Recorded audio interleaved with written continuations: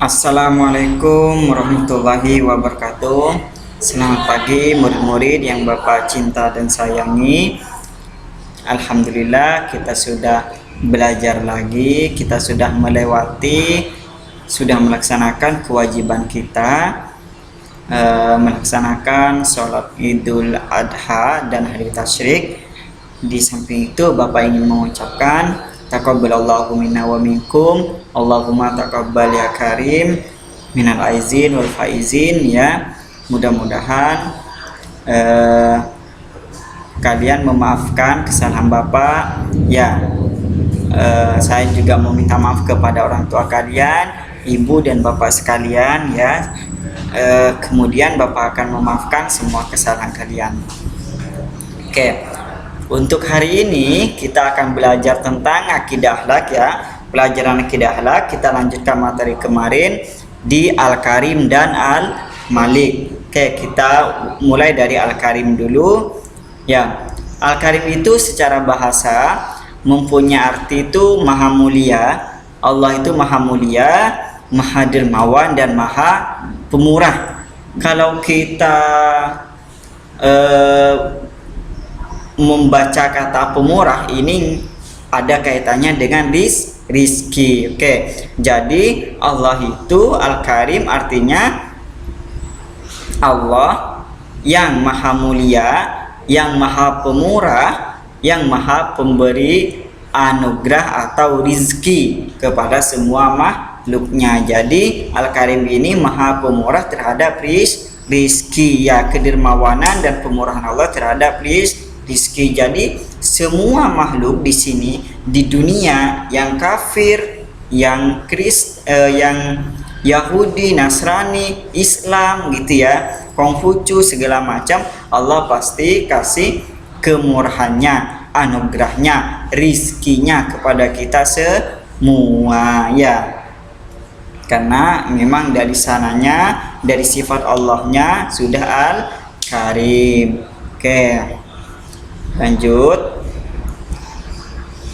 Di sini dijelaskan ya ayyuhal insanu maghraka birabbikal karim.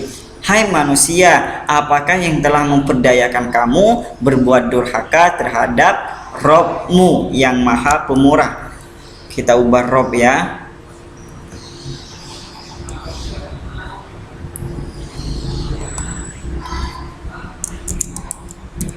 Rabbmu yang maha pemurah. Maksudnya apa?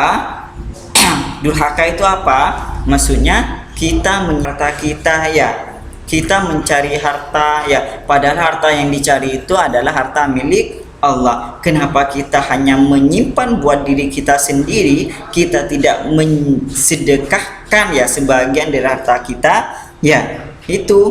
Itu tandanya kalau kita hanya menyimpan buat diri kita sendiri, artinya kita sudah berbuat durhaka kepada Allah ya, kepada Allah yang maha pemurah, yang sudah menyediakan rizkinya gitu ya.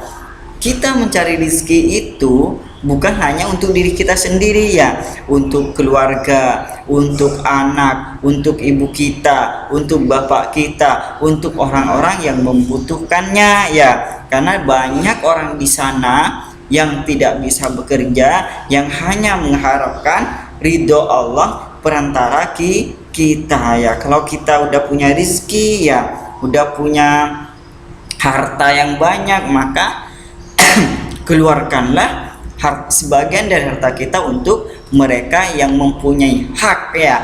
Karena di harta kita itu pasti ada haknya orang lain. Kalau kita tidak keluarkan hak orang lain itu, maka kita dianggap durhaka kepada Allah yang sudah menyediakan rizkinya.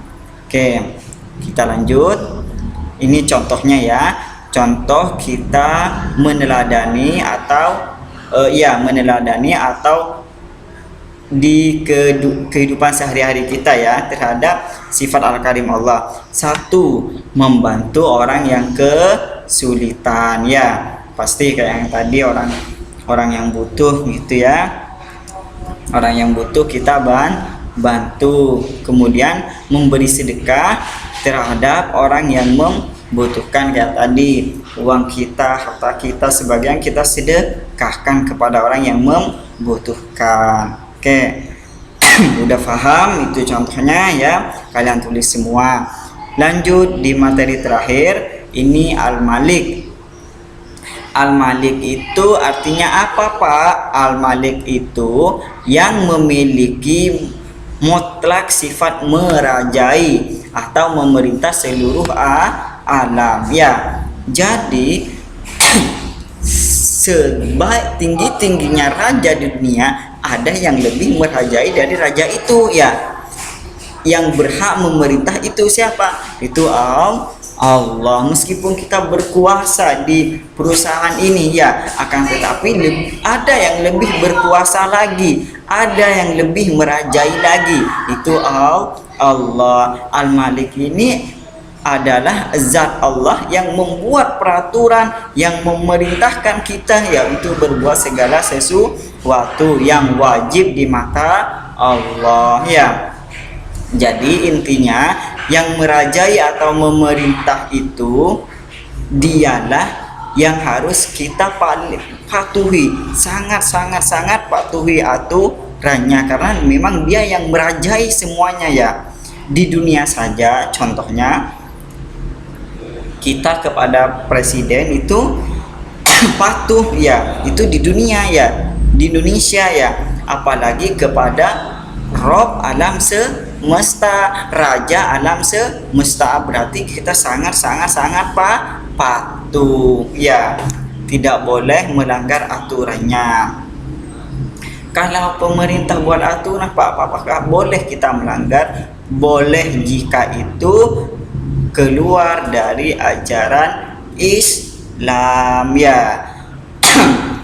Contohnya gini, kita lebih mementingkan aturan Allah daripada aturan manusia. Contohnya apa, Pak? Contohnya ada ini ya. Contohnya ada orang ya di suatu perusahaan seumpamanya dia membuat aturan, kalian tidak boleh sholat ya kecuali jam segini gitu ya. Padahal jamnya itu, waktu sholat yang dikasih itu mepet dengan maghrib gitu ya, atau mepet dengan asar, duhurnya itu mepet dengan asar gitu ya. Itu aturan manusia ya. Kita tidak boleh semuanya mengikuti aturan yang ada ya. Boleh kita melanggarnya karena apa? Karena Allah ya. Boleh kita sholat gitu ya, karena itu memang aturan yang dibuat. Lebih baik kita mengikuti aturan yang dibuat oleh Allah ya. Lebih bagus mana, aturan yang dibuat manusia atau Allah? Allah pastinya ya.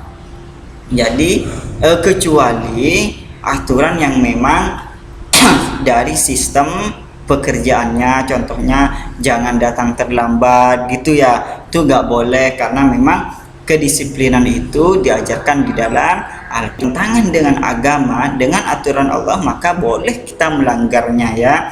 Dan kita tidak usah kasih tahu kepada mereka kalau kita melanggar. Udah, biarkan Allah yang akan melindungi kalian. Oke, jadi intinya yang paling merajai alam semesta itu Allah ya. Kita harus patuh dengan aturan Allah, dengan perintah Allah, karena Allah yang merajai, Allah yang membuat aturan di dunia. Oke, untuk pelajaran ini karena udah selesai, kita lanjut ke tugasnya. Ada di halaman 22 sampai 23. Pilihan gandanya saja, tidak usah disalin, langsung dicontreng di buku paket ya. Kemudian kalian foto kirim ke Bapak ya. Untuk tema tidak ada tugas. Oke, terima kasih atas perhatiannya. Wassalamualaikum warahmatullahi wabarakatuh.